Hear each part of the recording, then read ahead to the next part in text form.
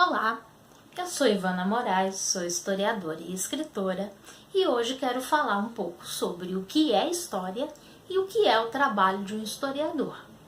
Bom, podemos começar definindo que história é o estudo das ações do homem ao longo do tempo. E como se faz isso?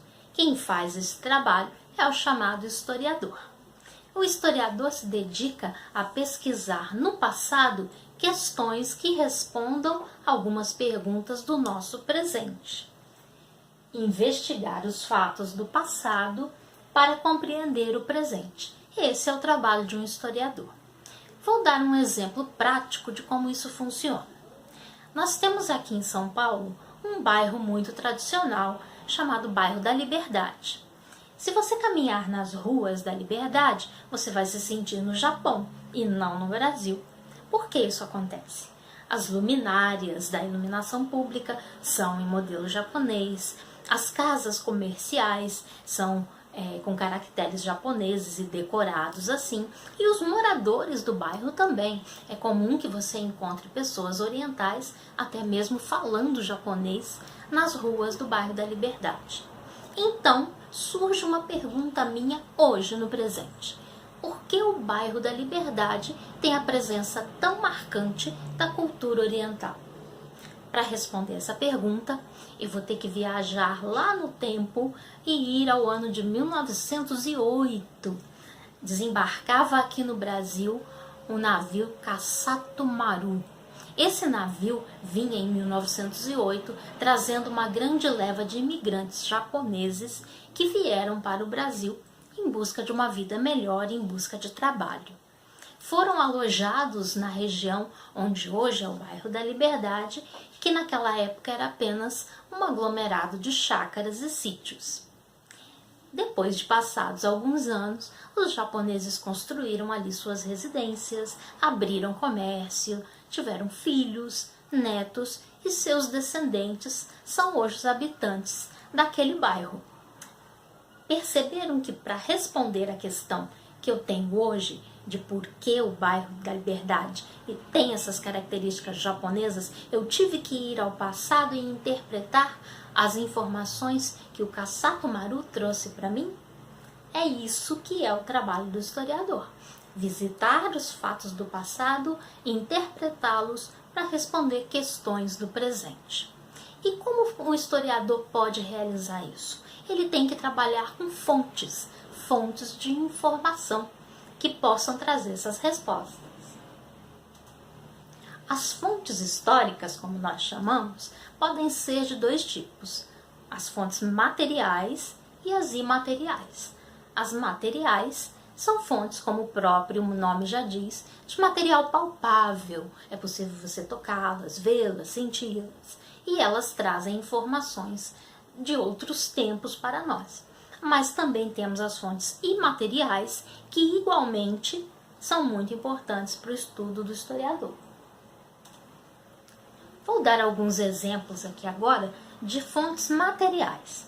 Temos aqui, por exemplo, um vaso da cerâmica marajoara, cerâmica dos povos da ilha de Marajó, que já viviam aqui e praticavam esse tipo de cerâmica mesmo muito antes da chegada dos portugueses.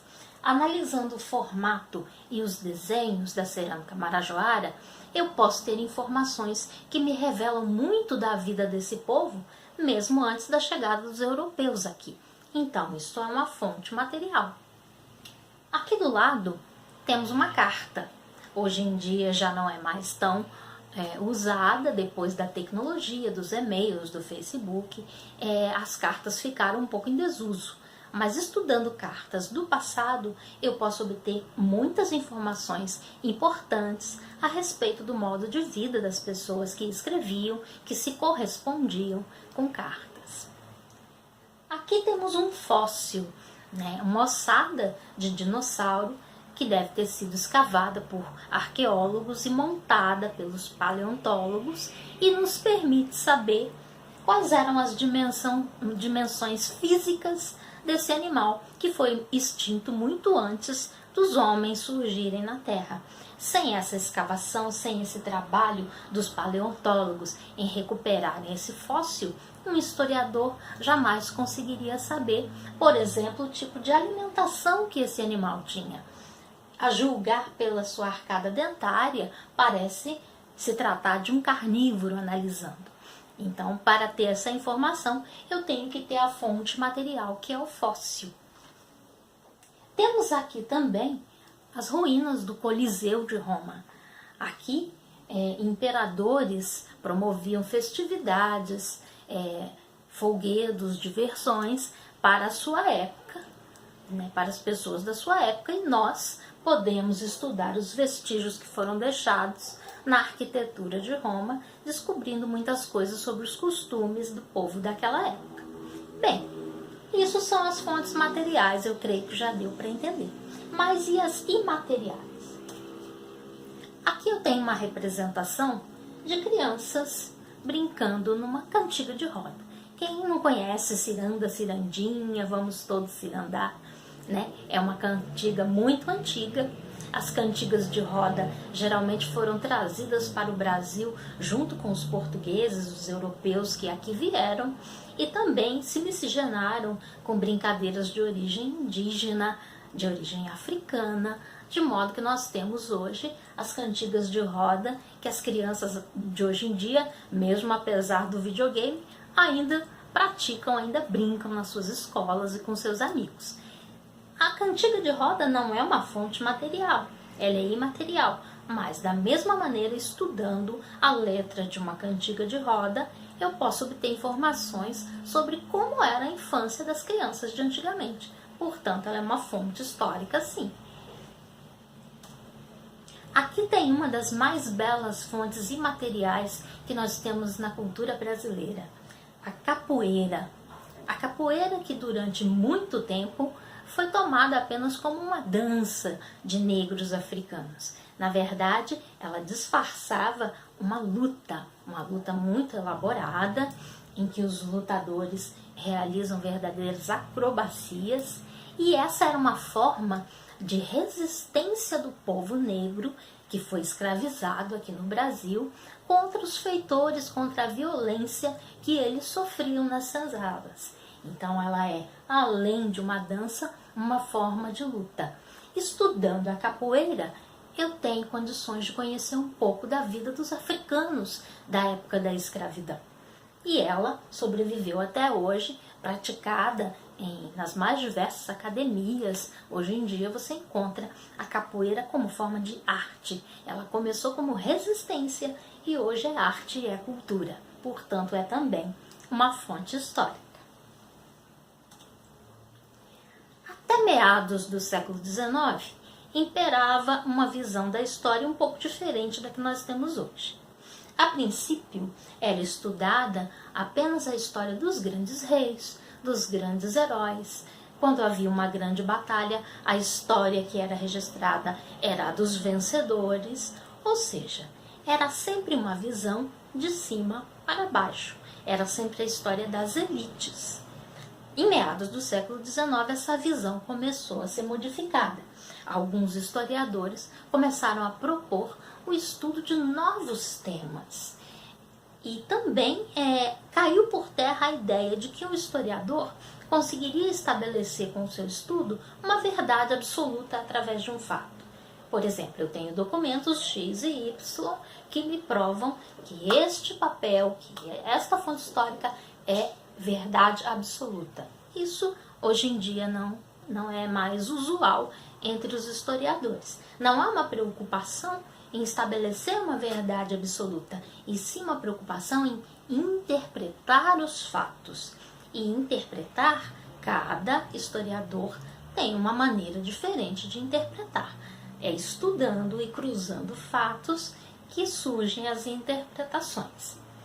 Alguns historiadores começaram a se dedicar muito a esse tipo de interpretação e obtiveram uma visão de novos horizontes da história que até ali estavam adormecidos.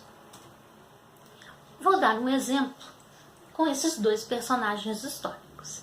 Esse aqui é o Borba Gato. É um bandeirante muito conhecido na história do Brasil por ter desbravado grande parte do território paulista e ter ampliado as nossas fronteiras lá no tempo do Brasil colônia. Sim, foi muito importante o trabalho dos bandeirantes. Mas, por outro lado, nós sabemos que o interesse dos bandeirantes não era apenas desbravar novos territórios. Eles estavam principalmente procurando riquezas, minerais preciosos e índios. Sim, eles eram caçadores de índios que levavam esses índios para serem escravos nos engenhos de açúcar no início da história do Brasil. Lembrando que aqui nessa época ainda não havia a escravidão africana no Brasil. Portanto, os bandeirantes aprisionavam o índio e usavam como mão de obra escrava. Essa estátua do Borba Gato se encontra no bairro de Santo Amaro, numa avenida muito movimentada. Ou seja, ele é um personagem que está sendo homenageado pelos seus feitos, mesmo tendo sido um caçador de índios. E o índio? Podemos perguntar por que foi feita uma homenagem, uma estátua homenageando o Borba Gato e não foi feita uma homenageando o índio, que era o elemento que estava sendo oprimido naquela época. Porque a visão que os historiadores tinham até aqui era uma visão de cima para baixo. Contava-se a história das elites e não a história dos dominados, da massa popular, que era oprimida. Então era uma história com a visão elitista e o sujeito da história ficava sendo apenas o bandeirante, em detrimento do índio, que também era sujeito que estava vivendo o fato histórico e não tinha sua história contada. Esses dois cavalheiros, percebendo esse tipo de raciocínio e essa maneira de estudar a história até ali, começaram a propor uma maneira diferente de se interpretar os fatos. Esse é Karl Marx e esse Friedrich Engels. Esses dois estudiosos começaram a inverter a maneira de se olhar os fatos históricos. E eles perceberam que toda a história da humanidade era uma história de uma luta de classes. A história da luta da classe dominante e da classe dominada. O choque que havia entre essas duas classes gerava os fatos que nós chamamos de história. Essa maneira de pensar teve o nome de teoria marxista, em homenagem a Marx. E ele propunha que toda a história era uma luta de classes, como nós acabamos de ver, e também a história vista de baixo. Não mais contar apenas a história das elites, dos grandes heróis, dos reis, mas também contar a história das classes dominadas.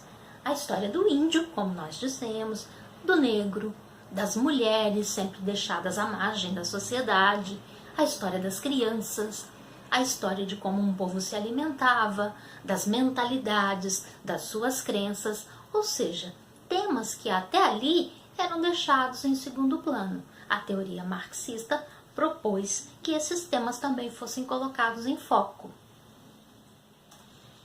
Mais tarde, já no século XX, em meados da década de 1920, surgiram estudiosos franceses que fundaram uma corrente de pensamento chamada Escola dos Análises.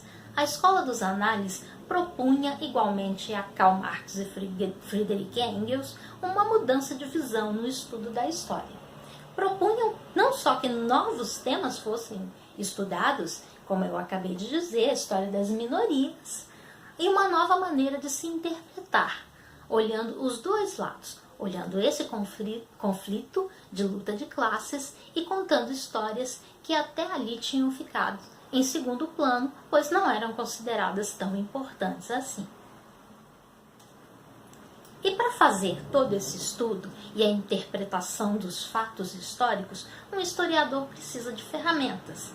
Como eu disse, cerâmicas, cartas, fósseis, todos esses materiais, essas fontes históricas, também vêm de outras ciências e ajudam no suporte do historiador para que ele possa interpretá-las. Ciências como a arqueologia, a sociologia, a antropologia, filosofia, entre outras, dão suporte técnico ao historiador. Por exemplo, numa escavação arqueológica, o arqueólogo encontra fósseis que são montados pelos paleontólogos e em seguida o historiador pode apreciá-lo, pode estudá-lo e dali desenvolver o seu estudo, a sua teoria sobre os fatos que aquele objeto revela. Bem, essa é a maneira de fazer história que temos até aqui no século XXI. Isso ainda vai haver muitas mudanças porque a história caminha com a humanidade sempre evoluindo. Se você gostou desse tema, eu peço que você deixe o seu like, deixe uma mensagem, um comentário. Se você tiver alguma dúvida ou uma sugestão de um tema que você queira ver aqui no nosso canal, deixe aí sua mensagem, seu recadinho e eu vou fazer o possível para atender, tá? Muito obrigada!